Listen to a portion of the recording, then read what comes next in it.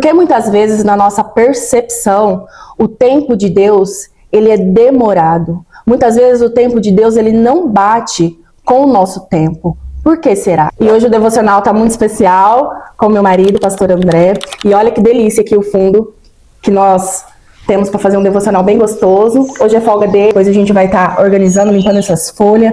Mas é bem gostoso estar fazendo um devocional aqui. E hoje eu pedi para ele trazer uma palavra para o nosso coração. E Deus já ministrou algo para ele, que vai edificar a sua vida.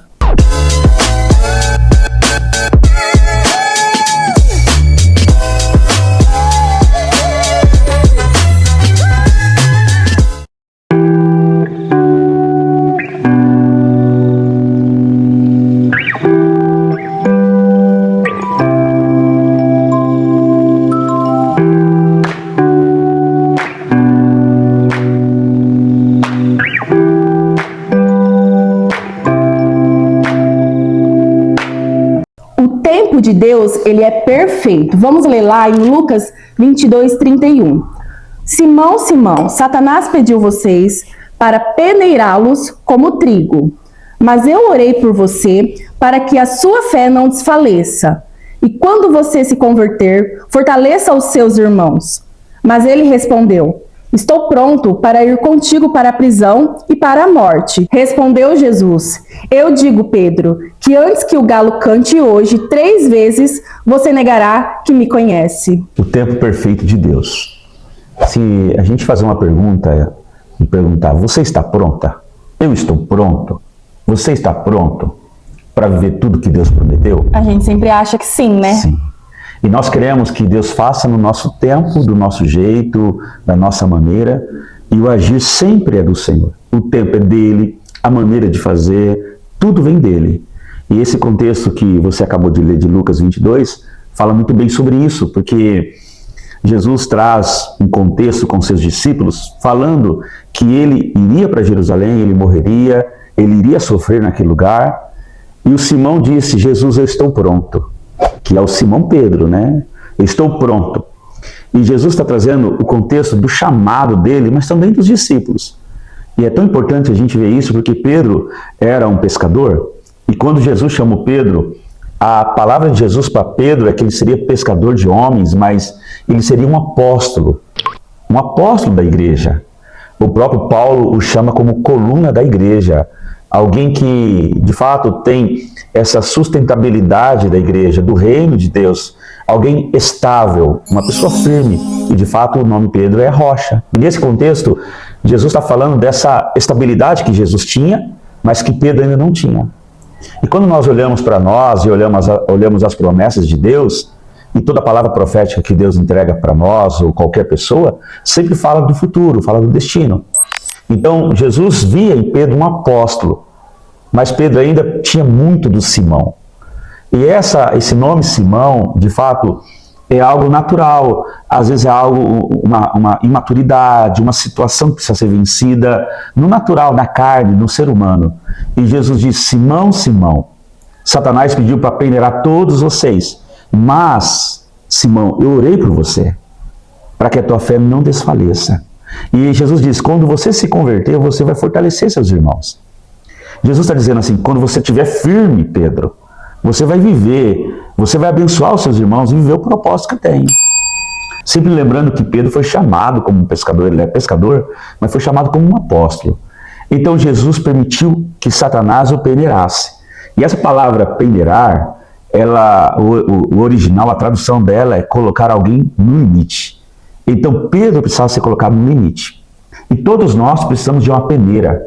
Não tem como a gente amadurecer sem a aprovação, sem a peneira, sem o agir de Deus. Porque Deus quer fazer em nós. Mas o tempo de Deus até a promessa se cumprir é uma ferramenta do Senhor para nos amadurecer. Então Jesus disse assim: Pedro, você vai ficar pronto, mas o Simão precisa ser peneirado. E aonde esse processo da peneira é quando separa a palha do trigo. A palha é levada pelo vento, quando tem esse processo da peneira, porque ela foi tirada da semente do trigo e fica só a semente. Por isso que Deus tem para fazer na nossa vida, a base não pode ser palha, tem que ser semente, tem que ser sólido. E a base, sem dúvida, é o caráter, é a intimidade com Deus, é a maturidade, tanto espiritual, emocional, familiar. Então Jesus está trazendo esse contexto. Você vai ser um apóstolo, mas eu preciso peneirar você. Você precisa ser trabalhado por Deus. É que muitas vezes a gente precisa ainda se livrar de orgulho, do ego, talvez da autossuficiência, né? Porque talvez a gente se acha capaz e capacitado, mas a gente precisa passar por esse processo, né? Sim, sim. E é tão interessante que Pedro disse assim, estou pronto. Mesmo como Simão, ele diz, eu estou pronto. Jesus disse, Pedro, você não está pronto, Simão? Eu estou pronto. Aí ele é interessante que ele diz assim, eu estou pronto para ir contigo para a prisão e para a morte. Sabe o que é interessante? Que a gente quer estar pronto para viver o que Deus prometeu e a gente acha que a gente está pronto hoje. É interessante que Jesus, com 12 anos, Jesus já estava ensinando na sinagoga, debatendo com os escribas, com os doutores da lei, e todos ficavam impressionados com Jesus, com a sabedoria que ele tinha. Então Jesus, com 12 anos, estava na sinagoga, ministrando, pregando, fazendo pergunta, respondendo. Mas só aos 33 anos, Jesus estava pronto para morrer. Então tem muitas pessoas que dizem que estão prontas. Ah, estou pronto para viver isso, estou pronto para exercer meu ministério. A questão não está pronto para pregar ou para ensinar. A questão é estar pronto para morrer por aquilo que se prega, por aquilo que se ensina. É o que Jesus estava ensinando para Simão. Você quer morrer, mas você não está pronto ainda para dar a vida. Não iria até o fim. Eu estou pronto, mas talvez ali no primeiro obstáculo, ele ia perceber que ele não estava pronto. E ele precisava estar pronto para ir até o fim, né? E é isso que Jesus fala. Porque Jesus fala assim, hoje à noite, você vai negar que me conhece por 3 vezes. Então Jesus está dizendo, hoje à noite você vai provar que você não está pronto. Né? Então Jesus permite a peneira para tirar a palha do nosso coração. E aí o tempo de Deus é para amadurecer a gente, é para trabalhar no nosso coração. Agora, esperar não é fácil. Ninguém gosta de esperar. A gente não gosta de esperar numa fila de banco, a gente vai fazer uma pesquisa no Google e demora 10 segundos porque a internet está lenta, a gente fica bravo. Né? A gente vai pedir um delivery e aí a primeira coisa que a gente pergunta é quanto tempo que chega? Vai demorar muito? É 20 minutos? Aí a atendente fala, 20 minutos chega a tua pizza. Se demora mais 10 minutos, 30 minutos, a gente fica bravo, porque a gente é impaciente. A geração, o nosso coração é impaciente. Então, esperar é um desafio para nós. É um desafio, porque assim, se a gente não se policiar e se cuidar, esse tempo de espera faz até com que a gente tenha uma incredulidade com a palavra de Deus. Então, às vezes, Deus já falou alguma coisa para nós, mas esse tempo de espera faz muitas vezes a gente questionar. Será que é verdade? Será que é de Deus? Por quê? Porque nós não estamos sabendo lidar com o tempo de espera. E a pergunta é, você está pronto? Eu estou pronto? Talvez alguém pode responder que sim. Mas está vivendo tudo que Deus prometeu? Então a resposta é não. Então o tempo é uma ferramenta de Deus para mudar a gente, para transformar você, para de fato fazer uma metanoia, uma metamorfose em nós. E esperar, a gente precisa ter paciência nesse tempo. É interessante que Davi ele fez uma oração que a gente conhece muito bem, que está lá no Salmos 40, capítulo 40, versículo 1, e ele disse o seguinte, ele orou o seguinte, esperei com paciência no Senhor, e ele se inclinou para mim e ouviu o meu clamor. Parece que é contraditório aqui, na mesma frase, no mesmo versículo, ter esperar e paciência. Porque quem que fica com paciência na espera? A gente fica impaciente, ainda mais, né, as esposas, quando marcam horário para sair e o marido demora para chegar, ele atrasa meia hora, 1 hora, 15 minutos, ninguém tem paciência na espera, a gente fica impaciente. E o que nós mais queremos? A gente quer agora. A gente não tem paciência para esperar o tratamento de Deus e o tempo perfeito de Deus. E Deus precisa tirar essa infantilidade do nosso coração. Olha para os nossos filhos, nós temos 2 filhos, uma menina de 6 anos, um menino de 3 anos, e a gente vai passear com eles, leva no shopping, em algum lugar, o que eles mais falam? Compra, pai, compra, mãe, aí eu quero aquele brinquedo, aí eu quero isso, eu quero aquilo, porque a criança não sabe esperar. A criança quer tudo no tempo dela, e a gente já nasce pedindo de fato, né? Um bebê, uma criança, quando começa a falar, não diz papai nem mamãe. A primeira palavra é dá, né? Criança dá, porque quer agora. A gente já nasce pedindo, querendo no nosso tempo e aquilo que a gente quer. Agora, o tempo amadurece, tira a infantilidade. Porque a criança, ela quer no tempo dela, no momento dela e do jeito dela. Talvez você está fazendo uma oração, pedindo para Deus mudar alguém da tua casa, o teu marido, a tua esposa, alguém da tua família, os teus filhos, ou outra área da tua vida, talvez financeira, profissional. Escuta uma coisa, tudo tem o tempo perfeito de Deus. Deus vai fazer, mas não no teu tempo, não do teu jeito e não é também do teu modo. E Deus, ele não quer que a gente perca aquilo que é da parte dele. Então, se a gente não esperar o tempo de Deus e ele entregar, nós corremos o risco de perder aquilo que é da parte de Deus. Então, às vezes a gente entra nesse conflito dentro de nós e a gente não entende que esse tempo de espera é para que a gente esteja pronto para não perder aquilo que é da parte de Deus. Porque você já pensou a gente esperar a vida inteira por algo de Deus e a hora que a gente pegar e escorrer pelos dedos da nossa mão e a gente perder? Seria muito mais difícil. E é tão interessante que Abraão enfrentou isso, né? Deus fez a promessa a Abraão, ele tinha 75 anos. Deus disse, sai da tua terra, sai do meio da tua parentela. E Deus fez uma promessa, eu vou te dar uma multidão de filhos. E uma ou duas vezes da história de Abraão, Deus falou que daria um filho para ele. Mas em todas as vezes, Deus disse que era uma multidão de filhos. Só que ele já era um homem avançado de idade, Sara também, e Sara era estéril. Quando eles saem de Ur dos Caldeus, por obediência, eles não geravam filhos, ela era estéril, mas Deus tinha dado uma promessa. E aí passaram-se 10 anos depois que Deus tinha feito a promessa, e nós sabemos que Abraão esperou 25 anos pela promessa. Quando se passaram 10 anos da palavra que ele tinha recebido, a Sara chegou para Abraão e disse assim, você não quer se deitar com Agar, minha serva? Talvez Deus queira cumprir a promessa por meio do ventre dela. E nós sabemos que Abraão aceita. E Sara entrega Agar, ela fica grávida de um filho de Abraão, chama Ismael. Ismael só trouxe transtorno à família de Abraão e traz até hoje. Porque tudo que nós não sabemos esperar no tempo de Deus vai gerar prejuízo. Eu não sei se você já teve muito prejuízo ou algum prejuízo por não esperar o tempo de Deus. Talvez num negócio, talvez num relacionamento. Deus te deu uma promessa e você quis gerar a promessa na força do teu braço. E aí você teve muito prejuízo. É o que aconteceu com Abraão e com Sara. Eles não esperaram o tempo de Deus. E gera Ismael. Quando passa o tempo, Ismael nasce. E mais uma vez Deus vem falar com Abraão.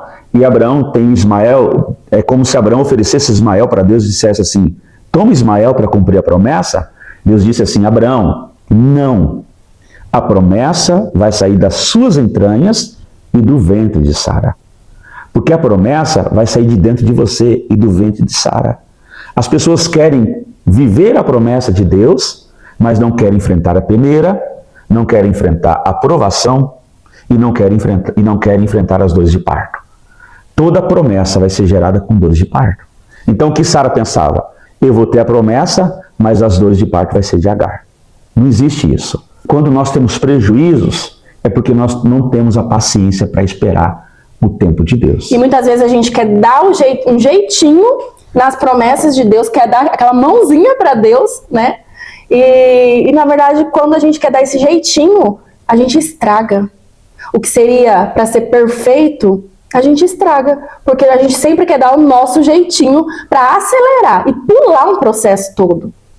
Olha que interessante o que fala em Hebreus capítulo 6, do 11 ao 15. Queremos que cada um de vocês mostre esse mesmo empenho até o fim, para que tenham a plena certeza da esperança, de modo que vocês não se tornem negligentes, mas imitem aqueles que, por meio da fé e da paciência. Essa letrinha E, essa vogal, é um sinalzinho de mais. É fé mais paciência. Por meio da fé e da paciência, recebam a herança prometida. Quando Deus fez a sua promessa a Abraão, por não haver ninguém superior por quem jurar, jurou por si mesmo, dizendo, esteja certo de que o abençoarei e farei numerosos os seus descendentes. Foi assim que, depois de Abraão esperar pacientemente, alcançou a promessa. Sabe, nós deparamos com muitas pessoas, eu e a Nayara, e a gente vê que a pessoa tem fé. A fé para salvar a família, a fé para acessar aquilo que Deus prometeu, mas o que a gente percebe? Não tem paciência de esperar. Então você já tem a fé para viver a promessa. Nós já temos. O que Deus quer nos entregar e nos ensinar essa manhã, ou no momento que você estiver assistindo o vídeo, é que você precisa ter paciência. Abraão esperou pacientemente pela promessa. Você já quer um sinalzinho, se é da parte de Deus ou não? Está te demandando paciência? Isso já é um sinal, porque Deus ele não atropela as coisas, mas ele vem no tempo certo. E se não, então, se há algo que você tem dúvida, que se é da parte de Deus, já começa a reparar por aí. Está demandando paciência da tua parte? Sim, pode ser um sinal que seja da vontade de Deus. E nesse tempo de espera, sempre vai ter um Agar no seu caminho, para tentar iludir você que é o tempo certo. Mas só Deus sabe o tempo certo para você. É interessante quando o filho pródigo, lembra da parábola do filho pródigo? Ele está ali na casa do pai, me dá herança, me dá herança, me dá a parte que o Senhor me prometeu. E o pai diz, não é o momento ainda. Mas por tanto insistir, ele saiu com a parte da herança. Ele não estava pronto. E por não estar pronto, ele perdeu tudo. Quando ele voltou para a casa do pai, o pai restituiu tudo na vida dele, porque naquele momento ele estava maduro. Ele precisou enfrentar a provação para amadurecer. Então, a espera nos ajuda a amadurecer. Abraão esperou 25 anos, Isaac esperou 20 anos, o próprio rei Davi esperou 13, 14 anos, José esperou 13 anos para viver a promessa. 13 anos, José teve um sonho com 17 anos, que o feixe de trigo dele ficava em pé, e os demais 11, que eram os 11 irmãos, se curvavam, e ele entendeu que Deus daria uma posição elevada para ele. Mas não aconteceu no dia seguinte. Ele foi vendido, ele foi colocado no posto em primeiro lugar, foi vendido como escravo, foi para a casa de Potifar e depois ele foi preso, injustamente. E tem momentos da nossa vida que a gente recebe algo de Deus e a gente fala o seguinte, parece que piorou a situação. Porque quando Deus te promete algo, é totalmente contrário ao momento que você está vivendo. Verdade. Não é a mesma coisa. Você diz, como que Deus vai fazer isso? Porque a realidade é outra. Mas a promessa fala de um futuro. Deus já te vê lá no futuro. Então a gente só olha o hoje, mas Deus já consegue ver onde a gente vai chegar. E o processo de amadurecimento. José enfrentou isso. E durante 13 anos Deus trabalhou na vida dele. Ele aprendeu a lidar com riqueza na casa de Potifar. Ele aprendeu a lidar com escassez na prisão. E o que viria no Egito? 7 anos de riqueza e 7 anos de escassez. Então, a espera de Deus é preparar a gente para aquilo que Ele vai entregar na nossa vida. E é tão importante isso, que quando José estava preso, foi preso ali na prisão, na mesma cela que ele, um copeiro e um padeiro, que serviam ao faraó. E os dois tiveram sonhos distintos na mesma noite. Bem pela manhã, José percebeu que o semblante deles estavam entristecidos. E José perguntou o que aconteceu. E eles contaram um sonho. E é interessante que José tinha o dom de interpretações. E aí o copeiro relatou o sonho, o copeiro também. E a interpretação foi a seguinte. O copeiro seria tirado da prisão depois de 3 dias, mas seria morto enforcado por traição. O copeiro seria restituído à posição com Faraó, que ele serviria Faraó 3 dias depois.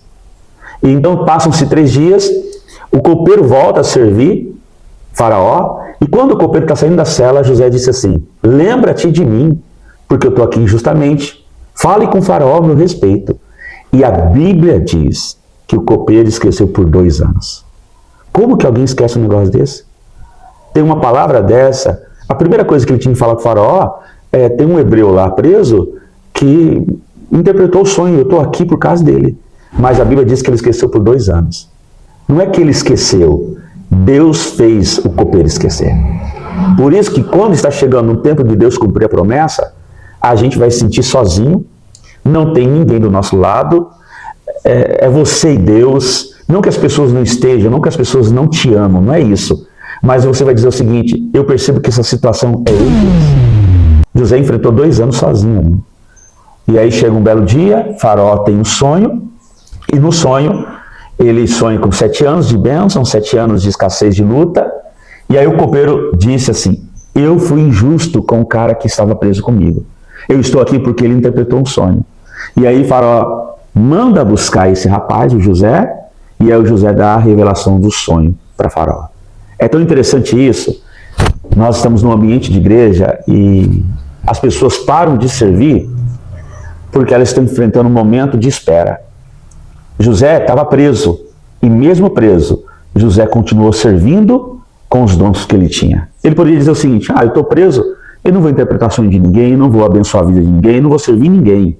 Mas o que fez o copeiro lembrar de José foi José servi-lo com o mesmo coração, mesmo no tempo de escassez.